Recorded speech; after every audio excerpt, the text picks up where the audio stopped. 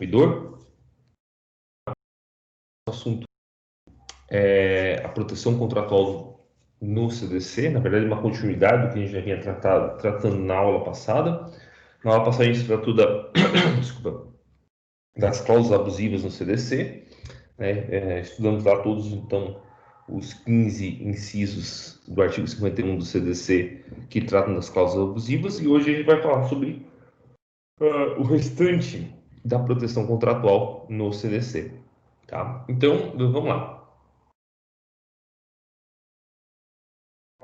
A gente vai dividir nossa aula nos seguintes blocos. Primeiro, a gente vai tratar dos princípios dos contratos de consumo.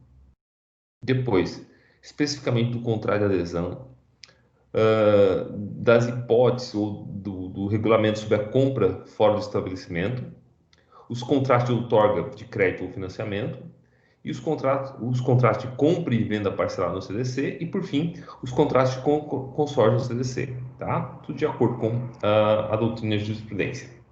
Vamos começar com os princípios. Parte desses princípios que a gente vai estudar aqui agora já foram objeto de estudo anteriormente. Não diretamente, obviamente, não na forma de princípios ainda, mas na forma de algumas diretrizes que são adotadas pelo Código de Defesa do Consumidor. Então, vamos começar aqui, com o princípio do rompimento com a tradição privatista. Então, quando a gente pega para estudar o direito contratual como um todo, a história do direito contratual, a gente vai ver que grande parte dele foi fundamentada na ideia de autonomia da vontade.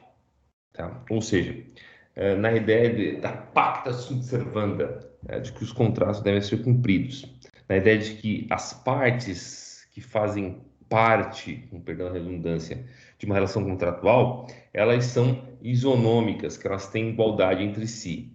E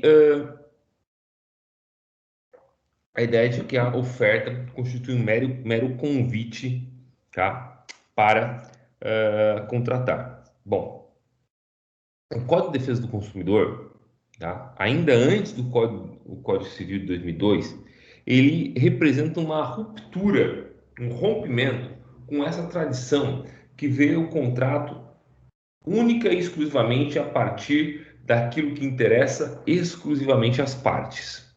Tá? O Código de Defesa do Consumidor, ele começa adotando como princípio, ainda que não expresso, a ideia de que o contrato tem sim uma função social. Tá? Uma ideia que vai ser depois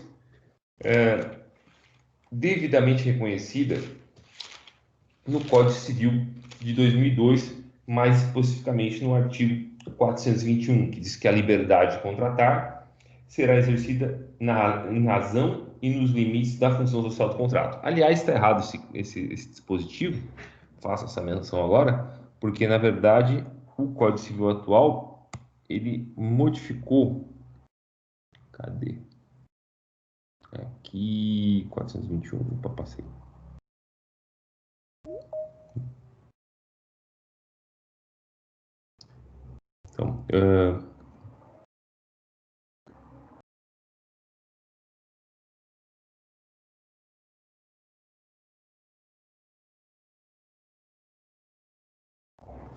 Então, o Código Civil atual, ele traz lá o dispositivo no 421, uma redação nova, né, que a liberdade contratual será exercida nos limites da função social do contrato.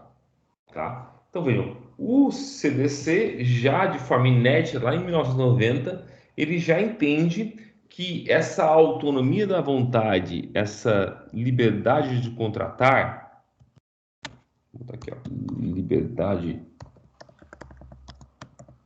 de contratar, não é mais absoluta, tá? Ou seja, essa liberdade de contratar, o contrato, ele tem que atender à sua função social, tá? Daí porque já lá no artigo 1º, tá? Já no artigo 1º, o CDC diz assim, ó, Código de Defesa do Consumidor, o legislador, na verdade, não o CDC, né? O legislador ele fala assim, ó, que as normas do Código de Defesa do Consumidor são normas de ordem pública e de interesse social, tá? Nos termos do que diz o artigo 5º, inciso 32 e o artigo 170, inciso 5 da Constituição Federal, tá? Então, isso é uma coisa importante. Com o CDC, então, a gente tem um rompimento com essa tradição que entende o contrato apenas e tão somente a partir de algo que interessa às partes. O contrato é mais do que isso, tá? O contrato é algo que tem uma função social, uma função econômica na sociedade e de forma que o Estado tem que tutelar, de alguma forma, estabelecer limites para o exercício desse direito que é o direito de contratar, tá?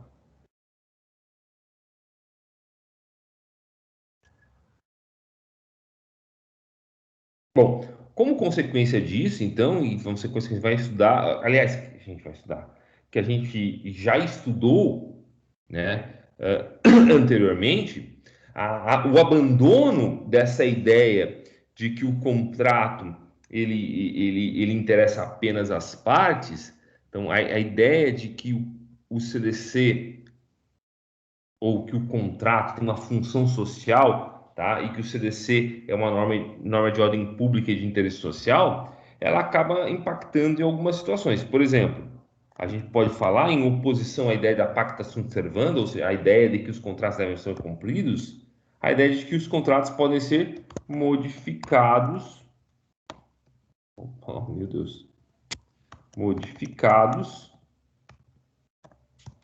revisados pelo judiciário.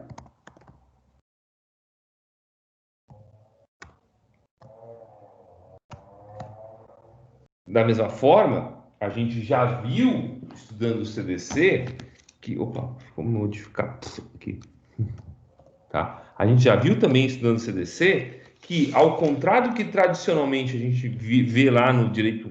Aliás, não mais, porque o direito contratual sofreu alterações no Código de 2002, né? Mas, ao contrário do que tradicionalmente se via, né? A oferta no direito do consumidor, ela não é um mero convite, mas ela vincula, tá, as partes. Então, oferta vinculante, tá? Conforme o artigo 30 do CDC. Então, ó, primeiro, tem possibilidade de modificar e revisar os contratos pelo judiciário. Tá? Depois, a oferta passa a ser vinculante. E por fim, né, que na verdade é o princípio que rege fundamentalmente a ideia de direito do consumidor, é a ideia de vulnerabilidade do consumidor.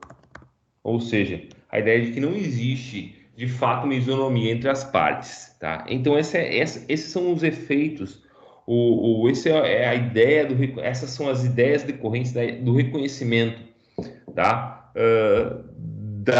Do contrato de consumo, do contrato, para deixar mais específico isso, como algo fundamental não só para as partes, mas para a sociedade como um todo.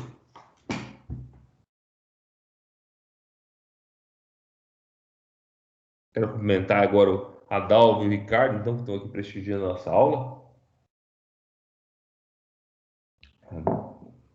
E vamos dar continuidade. Oi, Dalva, tudo bem? Fala, Dalva. Imagina, professor, é um prazer ver a aula do senhor, assisti-la. Fico muito feliz, fico muito feliz. Eu comecei um pouquinho antes já, para a gente não perder muito o embalo da aula. Eu sei que não tinha ninguém ainda, mas eu estou fazendo a gravação aí e eu queria já deixar constatado alguns fatos, né? Só para deixar claro aí que essa vai ser provavelmente nossa última aula, tá? Na semana que vem a gente não vai ter aula, tá? E daí então essa vai ser a última aula antes da prova, tá?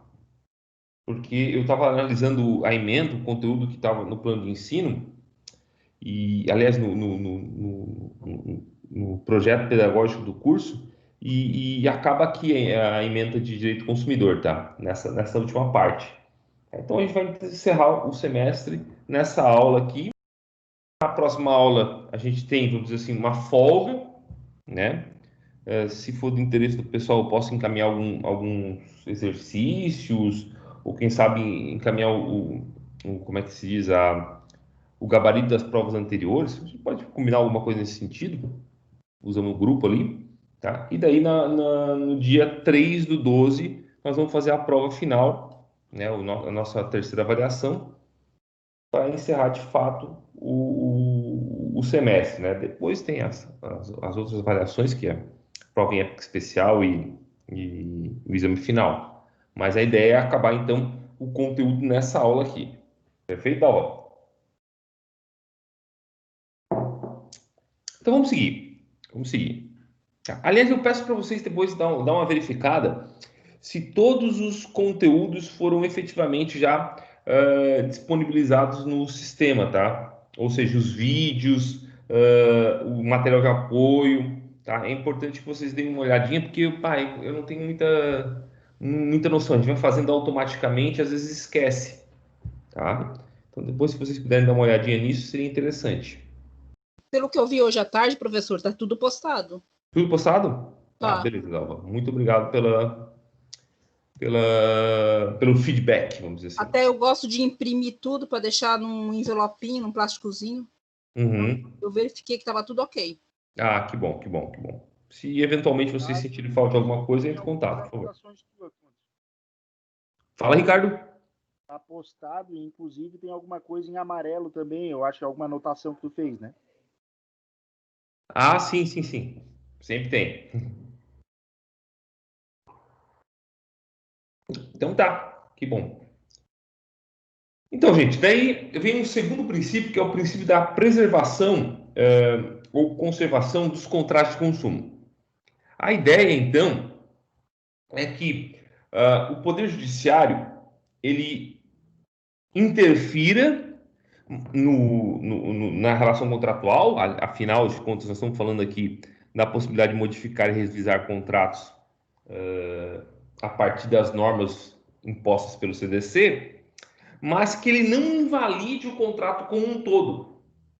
Né? Ou seja, que ele preserve a relação contratual simplesmente excluindo aquelas cláusulas contratuais que a gente já viu, inclusive na aula passada, que eventualmente possam configurar um abuso, tá? Na relação de consumo, uma prática abusiva na relação de consumo.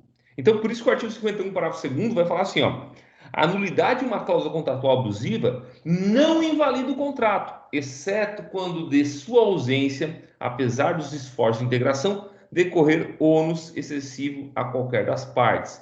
Bom, então, naquela situação em que não dá para excluir a cláusula sem prejudicar de alguma forma o contrato, aí o juiz ele vai anular o contrato, vai invalidar o contrato, tá? No entanto, em todas as outras hipóteses, tá? É possível que o juiz modifique ou revise as cláusulas contratuais, tá? A gente já tratou sobre a diferença de modificação e revisão de cláusulas contratuais quando a gente falou nos direitos básicos do consumidor. Ah, já nem sei mais há quanto tempo atrás, mas faz bastante tempo já, nas primeiras aulas ainda de direito do consumidor. Mas é aquilo que está no artigo 6º, inciso 5. Então, a modificação são direitos, diz o CAPT, né? São direitos básicos do consumidor, a modificação das cláusulas contratuais que estabelecem prestações desproporcionais ou sua revisão em razão de fatos supervenientes que as tornem excessivamente onerosas. A diferença entre modificação e revisão, para todos os efeitos, é que a modificação ocorre quando, de início, há uma desproporção. Já no início do contrato, há uma desproporção entre a prestação de uma e de outra parte. A revisão, por outro lado, ela vai ocorrer quando, em razão de algum fato posterior à celebração do contrato, há um desequilíbrio na relação contratual. Então, veja só, no caso de modificação, o contrato começa desequilibrado. Cabe ao juiz reequilibrá-lo. Tá? Na revisão, não. Na revisão, o contrato começa equilibrado, acontece um fato superveniente que altera a relação contratual, ou seja, desequilibra a relação contratual, e compete ao juiz, então, revisar o contrato para equilibrar novamente as prestações.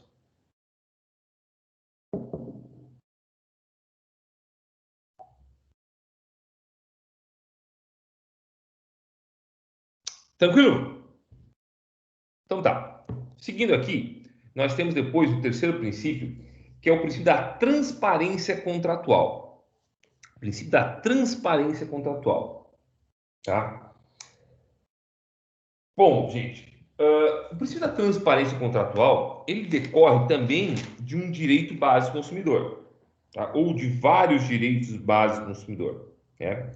A gente viu, por exemplo, que lá no inciso 3 do artigo 6º, tá? Ele diz assim, o CDC fala assim, ó, são direitos básicos do consumidor a informação adequada e clara sobre os diferentes produtos e serviços com especificação correta da quantidade, característica, composição, qualidade, tributo, incidente e preço, bem como sobre os riscos que apresentem.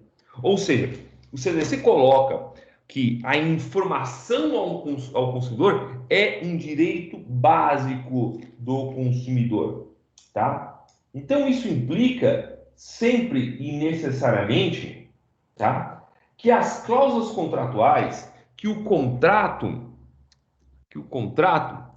ele deve sempre ter uma linguagem acessível, tá? Acessível, de fácil compreensão e, fundamentalmente, tá? O fornecedor não pode, repito, o fornecedor não pode criar obstáculos, tá? Para que que o consumidor tenha acesso ao conteúdo do contrato,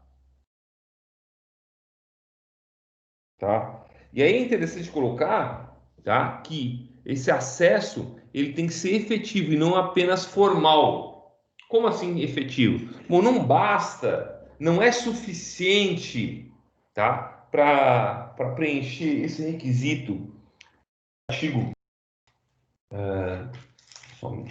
do artigo 46 do CDC, tá? Não é suficiente apenas que eu coloque lá e disponibilize um contrato na internet para acesso do consumidor. Acesso fácil. É preciso que a linguagem, nós vamos trabalhar isso daqui a pouco também, tá? A linguagem do contrato seja uma linguagem de fácil acesso, que não crie, tá, situações que dificulte, tá, a noção, dificulte para o consumidor a compreensão do que está sendo pactuado. Tá? Então, os contratos que regulam as relações de consumo não obrigarão os consumidores, se não lhes for dada a oportunidade de tomar conhecimento prévio do seu conteúdo ou se os respectivos instrumentos forem regidos de modo a dificultar a compreensão de seu sentido e alcance. Tá? Essa é a ideia do princípio da transparência contratual. O caput do artigo 46. Pues, vamos continuar aqui agora com base no que diz o artigo 47. Princípio da interpretação mais favorável ao consumidor. Então, quarto princípio que vai, vamos dizer assim, regular as relações contratuais de consumo. Vejam, o artigo 47 ele fala assim, ó, as cláusulas contratuais serão interpretadas de maneira mais favorável ao consumidor. Sempre. Tá? Basicamente, tradicionalmente, melhor dizendo assim, a gente tem duas formas de interpretar uma relação contratual. A gente interpreta de acordo com o que seria, em tese, a intenção das partes, tá? Que a gente chama de teoria da vontade, ou a partir daquilo que está efetivamente escrito no contrato, que é a teoria da declaração. Tá? O artigo 47 do Código de Defesa do Consumidor, por outro lado, eles olham, não. Sempre, em qualquer situação, o contrato deve ser as cláusulas contratuais devem ser interpretadas daquela forma que mais beneficie o consumidor. Tá? Existe um dispositivo semelhante no Código Civil de 2002, que é o artigo 423. Olha aqui, ó. 423 diz assim, ó: quando houver no contrato de adesão cláusulas ambíguas ou contraditórias, dever-se adotar a interpretação mais favorável ao aderente. Quando no contrato de adesão, quando houver, desculpa, no contrato de adesão, cláusulas ambíguas ou contraditórias, dever-se adotar a interpretação mais favorável ao aderente. Então, ainda que ambos os dispositivos eles falem da mesma coisa, ou seja, de interpretação mais favorável de uma cláusula contratual, é preciso fazer algumas distinções, tá? E eu fiz aqui o quadrinho aqui esquemático. Quando a gente está falando de interpretação mais favorável no Código Civil, a gente está falando necessariamente, sempre e exclusivamente, de contratos de adesão. Tá aqui, ó. Tá até em vermelho. Tá? Contratos de adesão. Tá? Que tenham cláusulas ambíguas e contraditórias. No caso do CDC, entretanto, qualquer contrato, mesmo que seja paritário, mesmo que seja aquele contrato em que as partes têm liberdade para estipular o conteúdo do contrato, tá? Liberdade ampla, ambas as partes têm liberdade ampla para estipular o conteúdo do contrato, tá? Será possível a interpretação mais favorável ao consumidor. E vejam mais, tá? Essa interpretação mais favorável, ela se impõe mesmo que eu esteja diante de um contrato em que não haja ambiguidade ou contradição na sua elaboração, na sua escrita, tá? Então, interpretação mais favorável do CC, artigo 423, tem que ser necessariamente contrato de adesão e as cláusulas têm que ser ambíguas ou contraditórias. No caso do CDC, não. Pode ser qualquer contrato, inclusive os contratos paritários, tá? E a interpretação mais favorável independe da existência de cláusulas que sejam ambíguas ou contraditórias.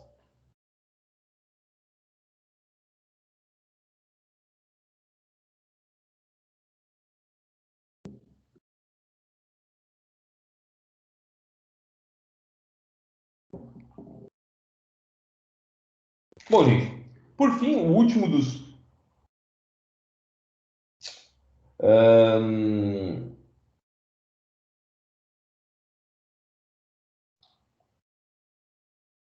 só um minutinho. Bom, o último dos princípios que regem as relações contratuais no CDC é a ideia do princípio da vinculação pré-contratual. O artigo 48 ele é claro nesse sentido. As declarações de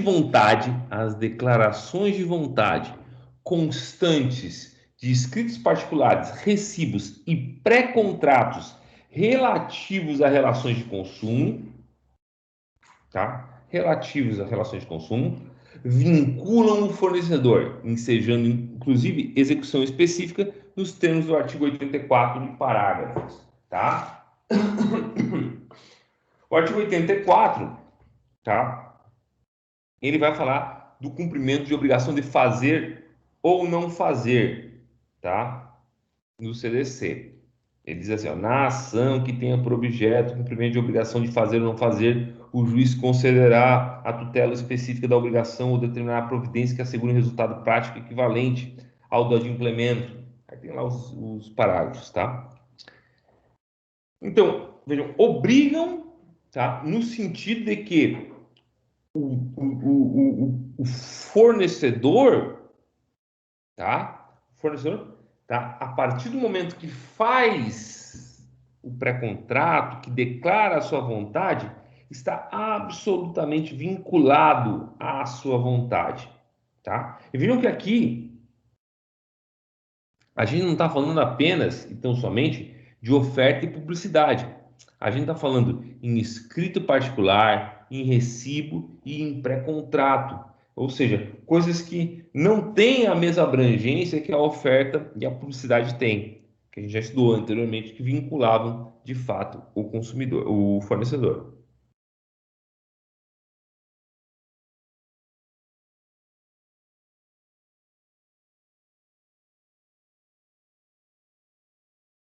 O passo seguinte agora, a gente estudar o contrato de adesão. Tá? Então, passamos da parte dos princípios das relações contratuais no CDC e vamos começar a estudar o contrato de adesão no CDC. Tá? Bom, primeiro, a partir do conceito de contrato de adesão que o CDC nos dá.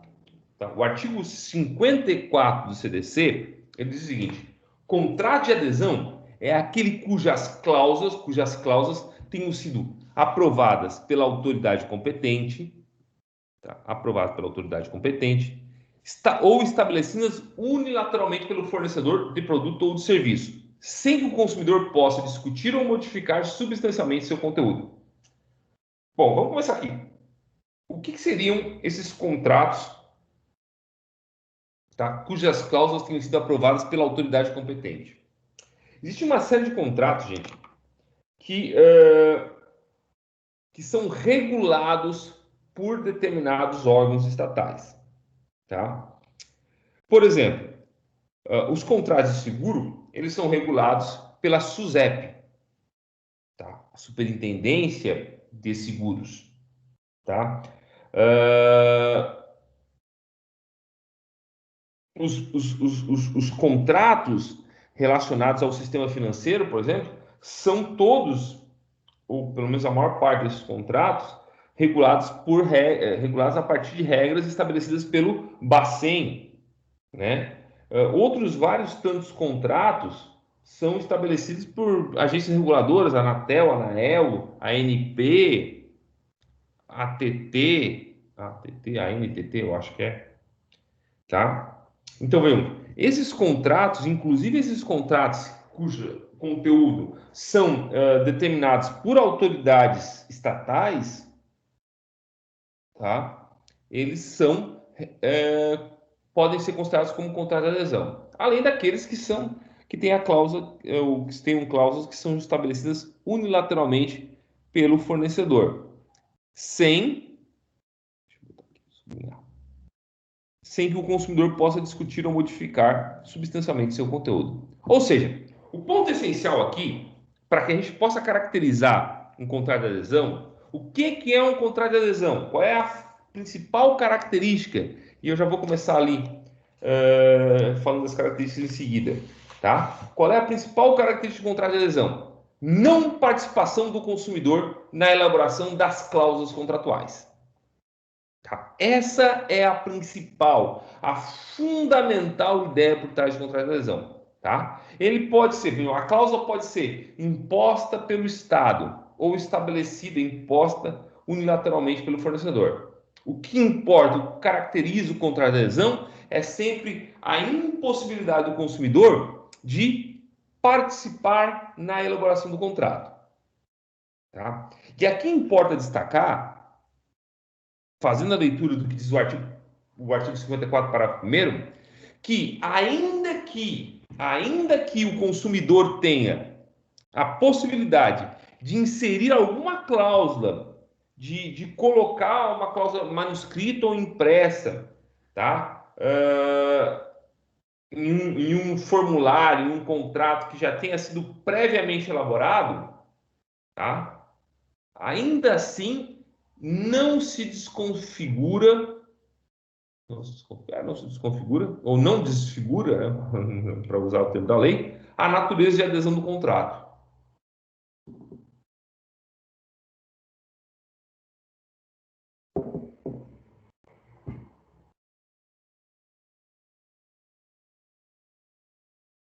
O Nelson Nery Jr. fala assim, ó: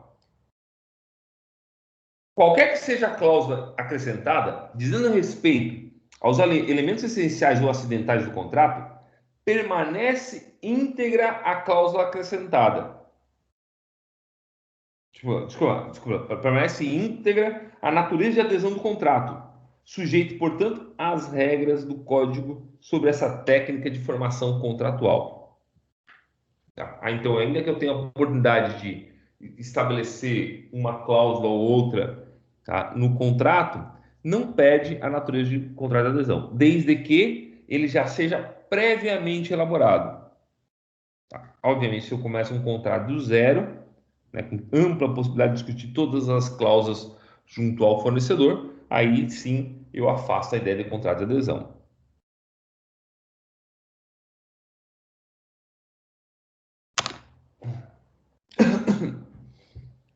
Eu vou ali pegar uma água, só um minutinho, e já volto aí, tá, pessoal? Não me abandona.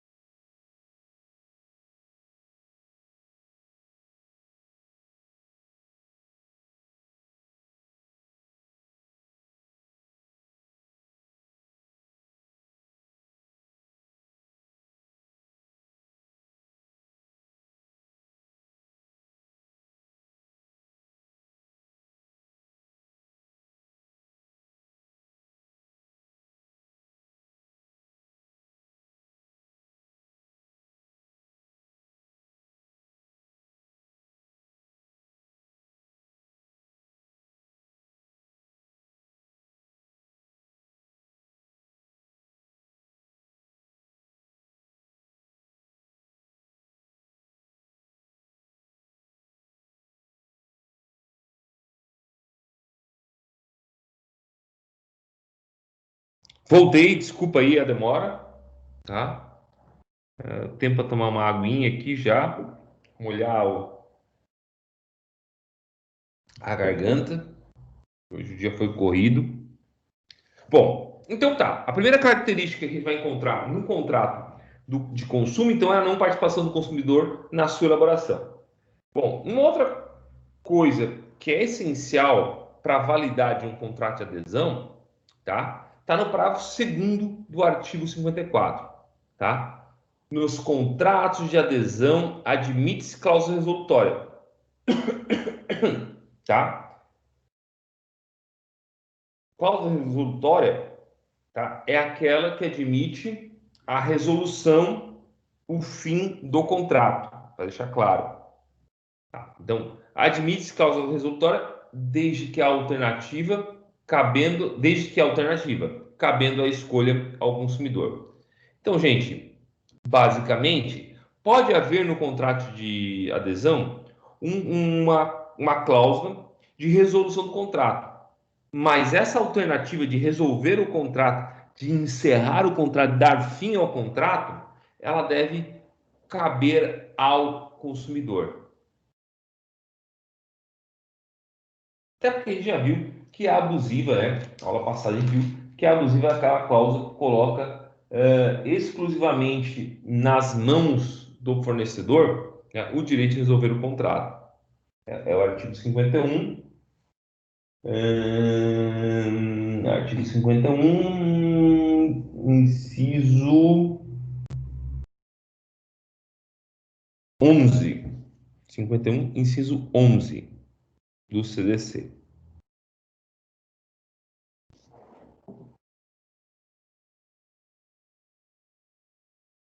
Bom, outra coisa que precisa ter num contrato de adesão, sob pena de nulidade dele, é o quê? Informações claras, tá? Ou seja, o contrato, parágrafo 3º do artigo 54. Os contratos de adesão escritos serão redigidos em termos claros e com caracteres ostensivos e legíveis, cujo tamanho da fonte não será inferior ao corpo 12, de modo a facilitar sua compreensão pelo consumidor. Então, primeiro, aquilo que a gente já vem falando em várias aulas, tá? O contrato de consumo, especificamente o contrato de consumo por adesão, tá? Ele não pode ser redigido com termos técnicos, com abreviaturas, com coisas que dificultem a compreensão, né? Com palavras, com com expressões que dificultem a compreensão por parte do consumidor. E vejam, eles têm que ser regidos com caracteres ostensivos e legíveis, cujo tamanho da fonte não será inferior ao corpo 12. Então não pode ter aqueles contratos de consumo com aquelas letrinhas minúsculas, pequenininha, que ninguém consegue ler, tá? Por conta do que diz ou preconiza o 54, parágrafo 3º. E uma outra coisa que também é importante de destacar aqui, tá aqui no parágrafo 4º. Deve ser dado destaque àquelas cláusulas que impliquem limites ao direito do consumidor. Então, se eu vou impor um limite a um direito do consumidor, tá? Essa cláusula tem que ter um destaque. Sei lá, negrito, sublinhado, letras em caixa alta, tá? Coisa desse tipo.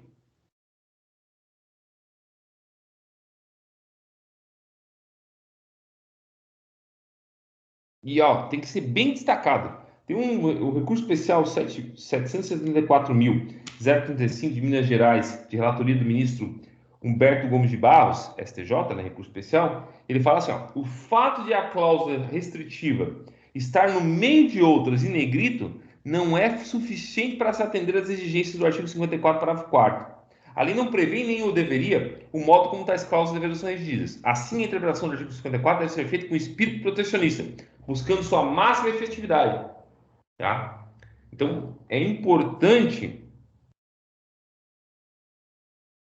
que a cláusula seja redigida de uma forma que o consumidor compreenda que ali tem um limite ao seu direito.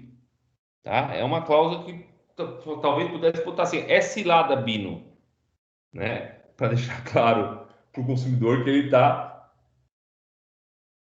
entrando numa roubada ou em renunciar ao direito.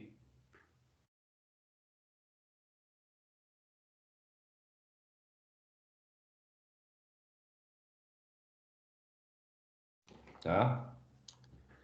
Bom, então é isso sobre o contrato de adesão. Alguma dúvida até agora? Dalva, Ricardo, Guilherme e o Iraci. Eu nunca sei se o Guilherme é o Guilherme ou o Guilherme é Iraci, porque tá Guilherme e Iraci. Não, por enquanto não, Conte.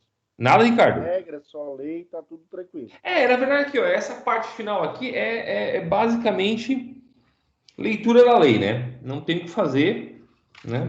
A gente tem que se contentar com isso, né? Os casos práticos são evidentes, né? A gente só está dizendo como é que tem que ser. Aí chega um momento, gente, que é aquele momento que tradicionalmente mais gera dúvida no direito do consumidor, que é o direito de arrependimento, tá? A gente sempre tem aquela impressão de que pode, a qualquer tempo, efetuar a troca, né? Ou então desistir de uma compra, tá? No entanto,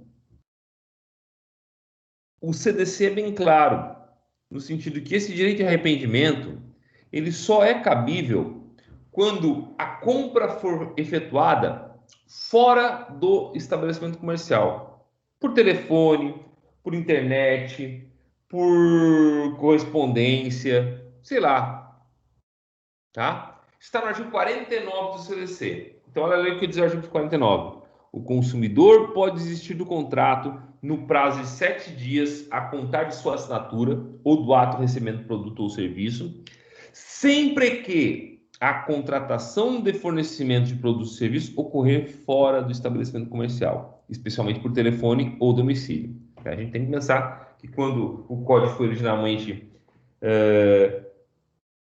elaborado, em 1990, a internet não existia, não era pelo menos um meio tão forte, né, para a realização de compras como é hoje. Tá? O parágrafo único desse mesmo artigo diz assim, ó, se o consumidor exercitar o direito de arrependimento previsto nesse artigo, os valores eventualmente pagos a qualquer título durante o prazo de reflexão serão devolvidos de imediato. De imediato. monetariamente atualizados. Então, o que a gente precisa saber aqui no que diz respeito ao artigo 49, compras fora do estabelecimento? Tem um prazo de 7 dias para fazer a devolução, ou para desistir do contrato, para requerer a devolução, então, tá? Se a contratação for estabelecida ou for contratada, né, fora do estabelecimento comercial, tá? Feito isso, a devolução deve ser imediata, né? O fornecedor não pode impor, por exemplo, um prazo de tantos dias para fazer a devolução do dinheiro, tá? Bom, aí a questão que surge sempre é, pô, existe direito de arrependimento em compra realizada dentro do estabelecimento contratual? Vamos lá. Como regra, só existiria direito de arrependimento em compra realizada dentro do estabelecimento comercial, tá? Eu botei contratual aqui, né? Mas é comercial, tá?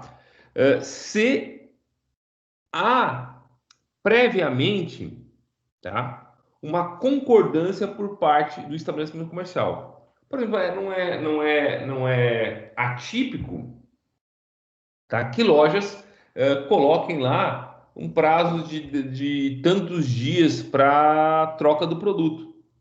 Ora, nesse caso, obviamente, se o comerciante, ele oferece na hora que está vendendo o produto, tá? A possibilidade da troca, ele está vinculado a essa oferta. De modo que ele não pode depois dizer assim, ah, não, agora eu me arrependi, não aceito mais a troca.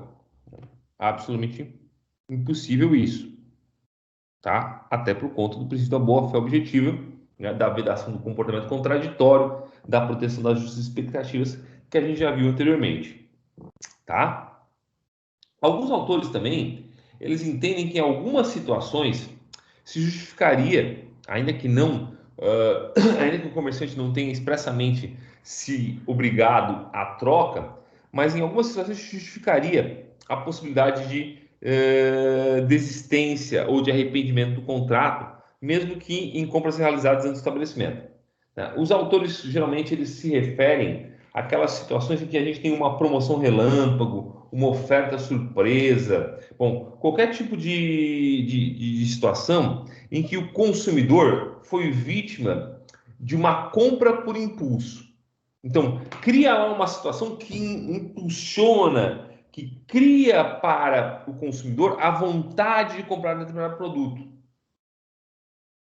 E aí, quando chega lá de fato, ele compra e depois se arrepende. Bom, segundo parte da doutrina, e cito por todos aqui o Bruno Miragem, quando ele fala em time sharing, por exemplo, né, entende que nesses casos, mesmo que não haja previamente, tá, uma manifestação do fornecedor no sentido de admitir a troca ou a desistência do contrato, né, seria possível exercer a faculdade do artigo 49 do CDC. O Bruno Mirage ele fala assim, ó, deixa eu citar aqui.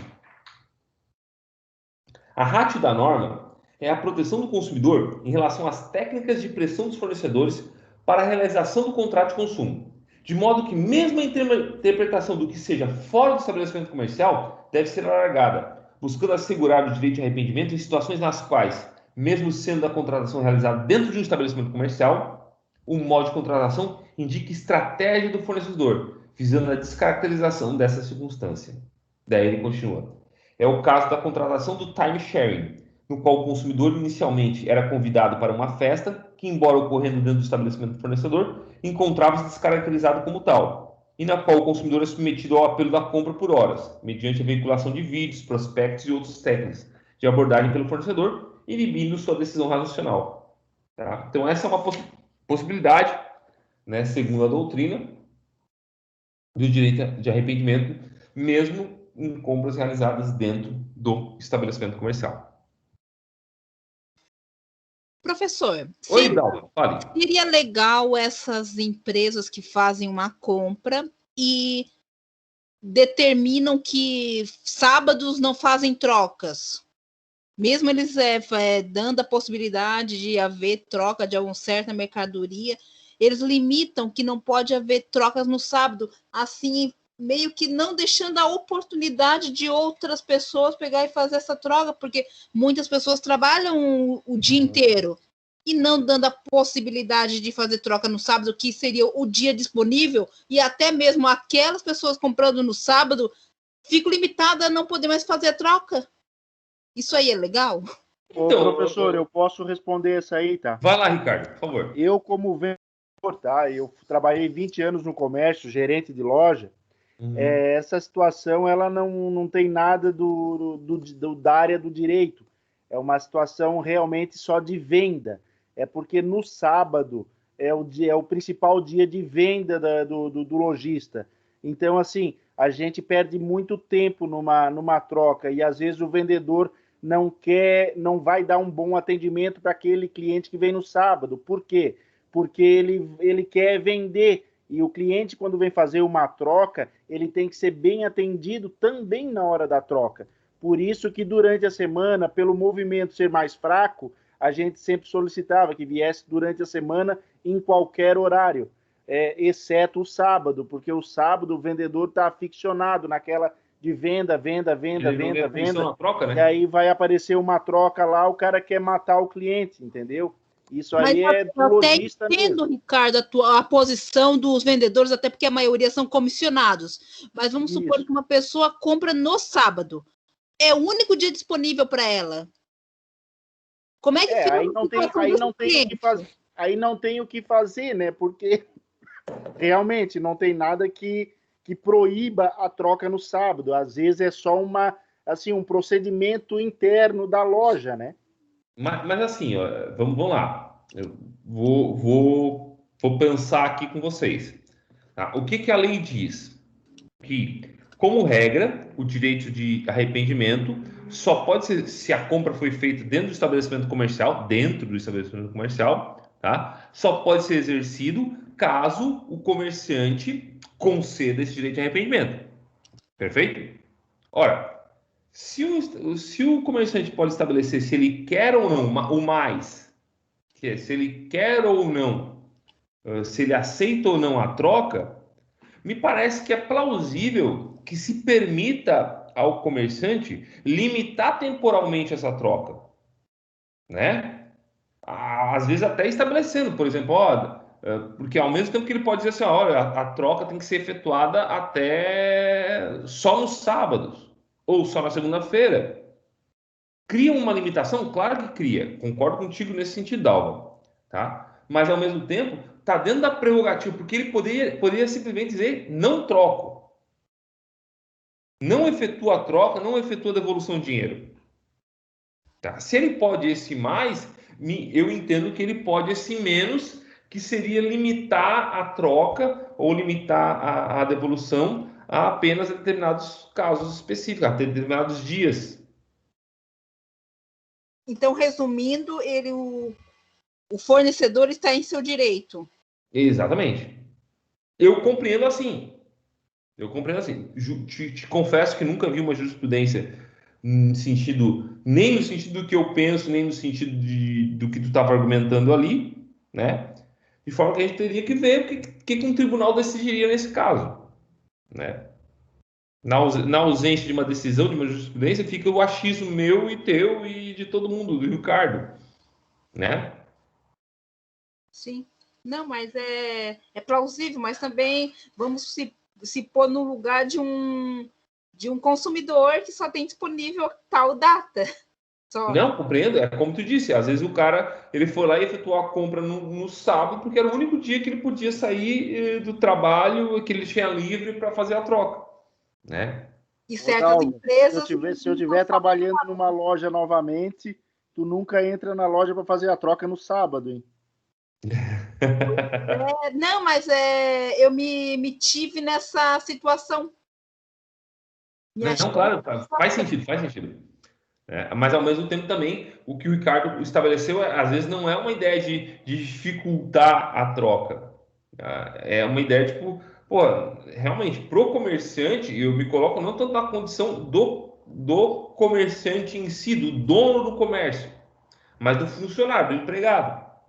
Porque, de fato, ele não vai ganhar Mas, mais uma professor, comissão naquela troca. sim, Então, mas é o seguinte, sempre que há uma troca, sempre há um acréscimo de venda. ou A não, pessoa pode nunca, trocar por coisa de menor valor, sai lá só com a troca. Oi? A pessoa nunca sai só com a troca, ela sempre compra uma coisinha a mais. Isso é verdade, isso é verdade. A gente, como lojista, a gente sempre tentou empurrar o máximo possível na troca. Um produto mais caro, nunca tinha na loja um produto mais barato. Mas sempre, em 70%, 80% dos consumidores, eles querem algum produto com valor igual. Ou valor igual, ou se, como diz o Ricardo, se a atendente for bem prestativa, a pessoa vai até com um produto a mais, além do que ela comprou. Não, faz sentido, faz sentido. Mas daí é tudo uma estratégia, né, que a gente tem que levar em consideração. Isso daqui é uma consumidora nata, professora. Eu só entro em lojas que sou bem atendida. Aquela loja que andou querendo me limitar, ela nunca mais vê meus pés lá dentro. É um risco que o comerciante corre, né? É um risco que o comerciante corre. Né? É a mesma coisa. Ah, beleza, eu vou fazer venda de Natal e não vou oferecer a possibilidade de troca. Me parece, ainda que o comerciante não esteja obrigado a fazer isso, me parece uma estratégia burra. Né? Porque eu jamais vou dar um presente para alguém, né, de um comércio que não oferece a possibilidade da pessoa que vai receber o presente trocar ela, porque daqui a pouco já tem aquele produto ou que não gostou, né? E aí são aquelas coisas que só o mercado regula, né? Sim, com certeza. Só o mercado regula. Não tem lei que regule isso. Mas então nós temos que dar uma olhada nesse CPC e fazer uma regulamentação. Não, mas eu acho assim, ó, pô, se eu vou num comércio desse, se esse comércio não oferece a possibilidade de trocar, ó, chego para comprar um negócio, daí a pessoa me informa, ó, nos sábados eu não troco, pô, eu só posso no sábado, eu só posso fazer troca no sábado. Eu vou dizer, ó, meu querido, eu sinto muito, então eu não vou comprar, tu vai perder o teu negócio aqui. Né? Com certeza. Então, para mim, é essas coisas que às vezes não precisa de uma lei regular. Precisa do quê? Só do consumidor ter um pouco de consciência, né? De que, não, beleza, eu não vou fazer o negócio nesse lugar. Sim. Né? É necessário bom senso de ambas as partes. Exatamente. E assim, aí as coisas vão se regulando. Então tá, obrigado, Ricardo, obrigado, professor. Imagina. Tá, aí nós temos aqui o artigo 52, que trata dos contratos de outorga de crédito ou financiamento. Contrato de outorga de crédito ou concessão de financiamento, nós estamos falando de mútuo, de empréstimo, essas coisas. Bom, o artigo 52, ele vai trazer as regras, então, para esses contratos de outorga de crédito ou financiamento. Diz lá o 52 caput. No fornecimento de produtos ou serviços que envolva a outorga de crédito ou concessão de financiamento ao consumidor, imagina lá o BV Financeira, Banco Pan, tá? Empréstimo consignado para aposentado, tá? O fornecedor deverá, entre outros requisitos, informá-lo, tá?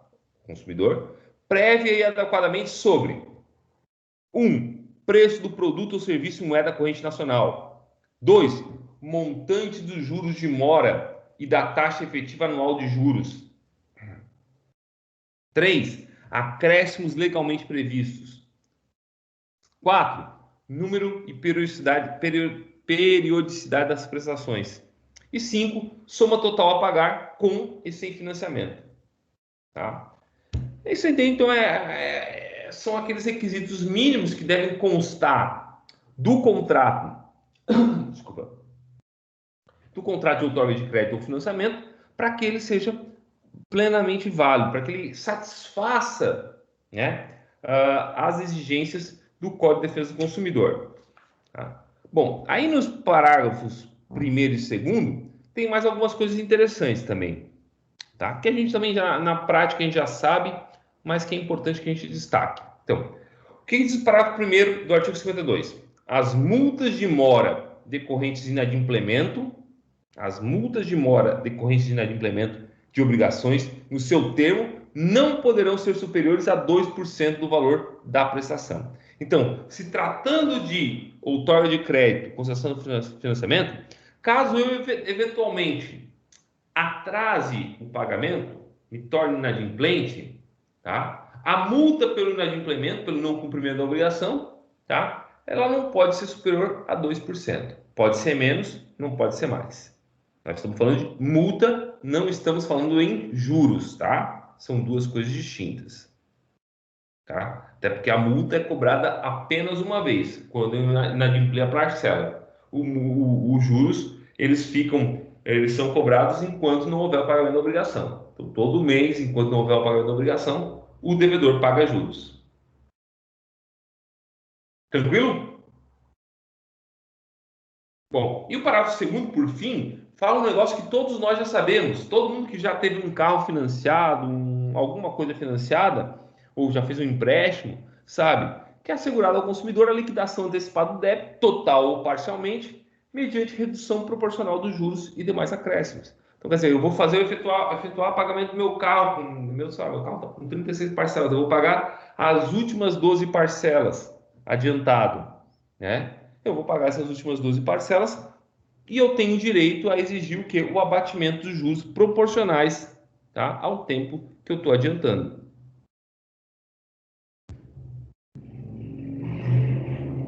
O parágrafo terceiro foi vetado. Estamos quase no final.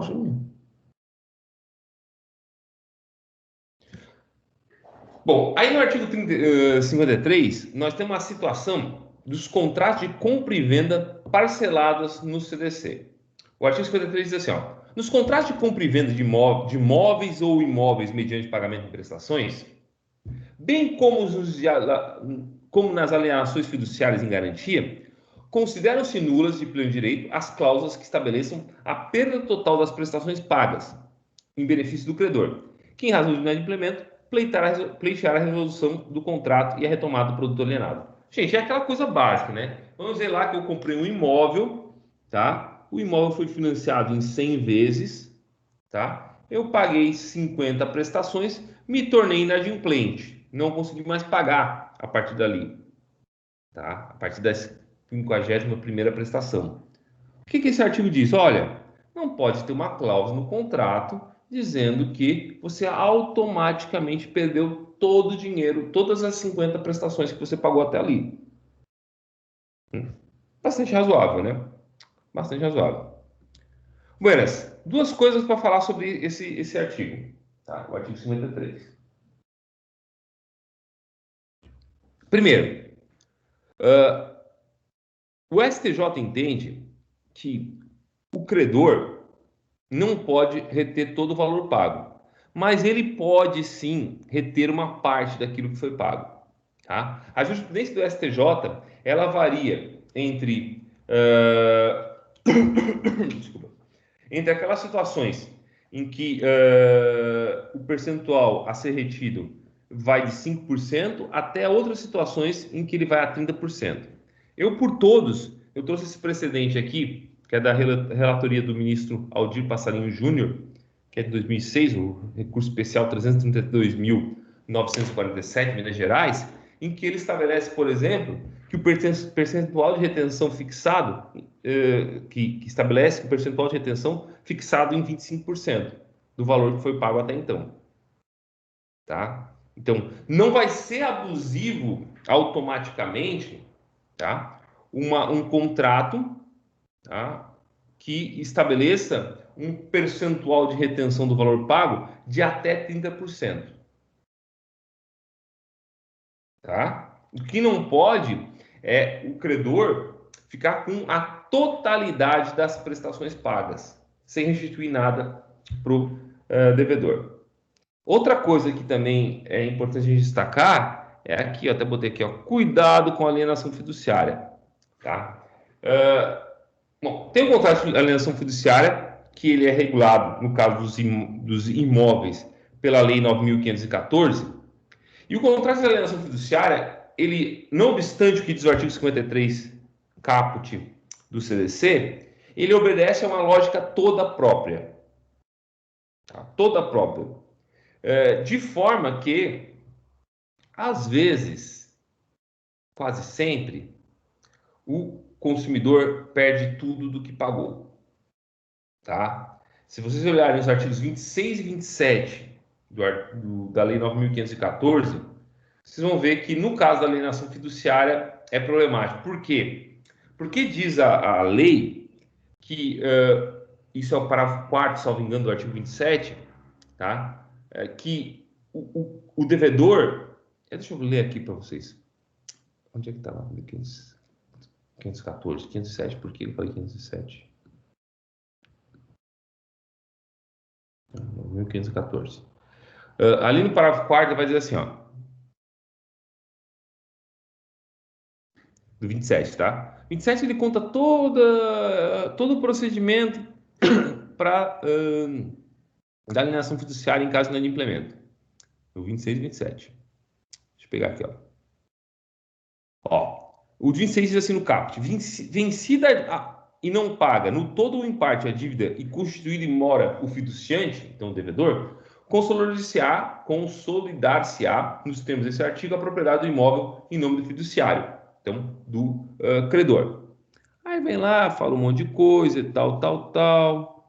Aí no 27, caput fala assim, ó, uma vez consolidada a propriedade em seu nome, o fiduciário, o credor, no prazo de 30 dias contados da data do registro do que trata o parágrafo 7º do artigo anterior, promoverá público leilão para alienação do imóvel. Então, o que acontece? Se eu comprei um imóvel por alienação, contrato de alienação fiduciária, deixei de pagar esse imóvel, tá? Fui notificado para efetuar o pagamento, não paguei, tá? O credor ele tem direito de, e aliás, não é nem direito, ele vai constituir e se consolidar a propriedade em seu nome.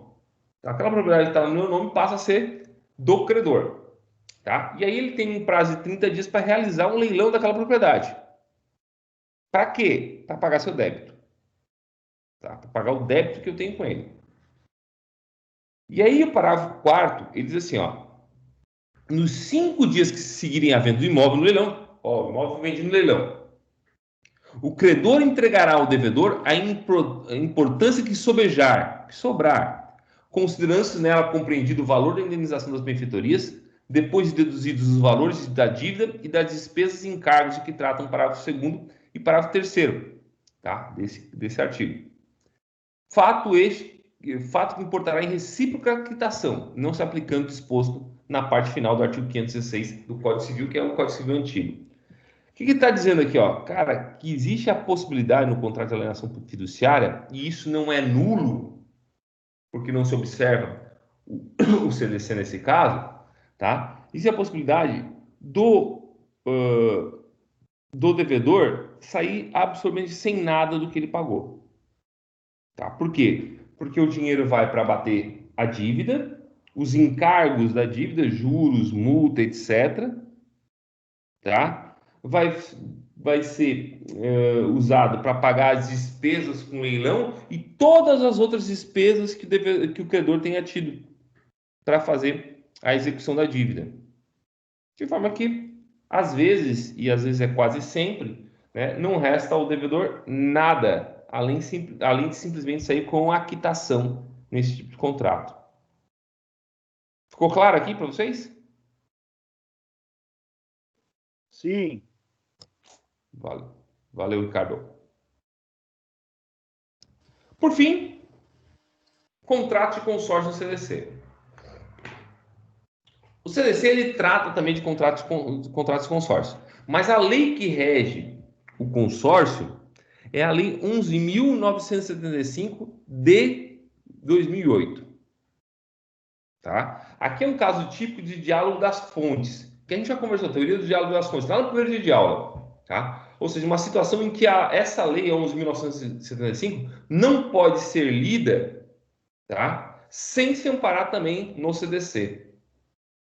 Tá? A leitura da 11.975 tem que ser amparada no CDC. Não se exclui o que está no parágrafo 2º do artigo 53. Então, o parágrafo 2º do artigo 53 diz assim, ó, nos contratos do sistema de consórcio de produtos duráveis, o famoso contrato de consórcio, a compensação ou restituição das parcelas quitadas na forma deste artigo terá descontada, além da vantagem econômica oferida com a fruição, os prejuízos que o desistente ou inadimplente causar ao grupo. Então, naquele caso que eu efetualmente, tá, dei causa, tá, ou desisti, vamos dizer assim, ou inadimpli um contrato de consórcio, tá, além dos eventuais benefícios que eu tenha auferido, tá, com o contrato, tá, o consórcio, o grupo, na verdade, de consórcio, ele vai ter direito de exigir de mim também o prejuízo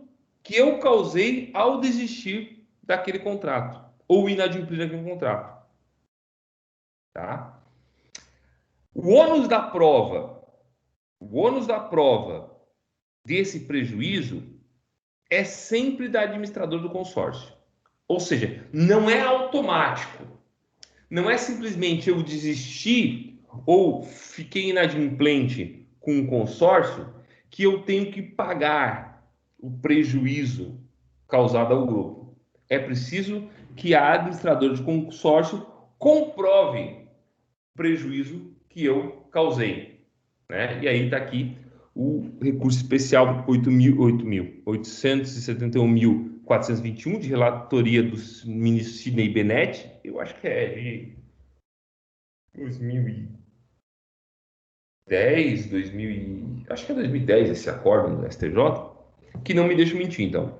Diz ali, ó, estou lendo a parte destacada. A possibilidade de se descontar dos valores devidos percentual a título de reparação pelos prejuízos causados ao grupo, artigo 53, parágrafo 2º do CDC, depende da efetiva prova do prejuízo sofrido, ônus que incumbe a administradora do consórcio.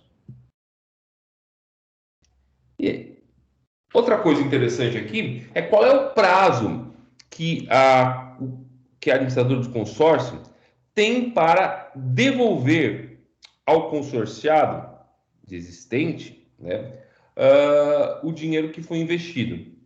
Tá? Segundo o recurso especial 1.119.200 de relatoria do ministro Luiz Felipe Salomão, tá? O prazo é de até 30 dias contados do prazo previsto contratualmente para encerramento do plano. Tá? Então não é devido imediatamente à restituição. Por fim, quando a gente está falando de consórcio, uma coisa que sempre chama a atenção é a questão da taxa de administração. Pode a administradora de consórcio exigir taxa de administração? Pode. Súmula 538 do STJ. As administradoras de consórcio têm liberdade para estabelecer a respectiva taxa de administração, ainda que fixada em percentual superior a 10%. Tá? Então, gente, é isso daí basicamente que a gente teria para falar hoje, né? Eu vou encerrar a gravação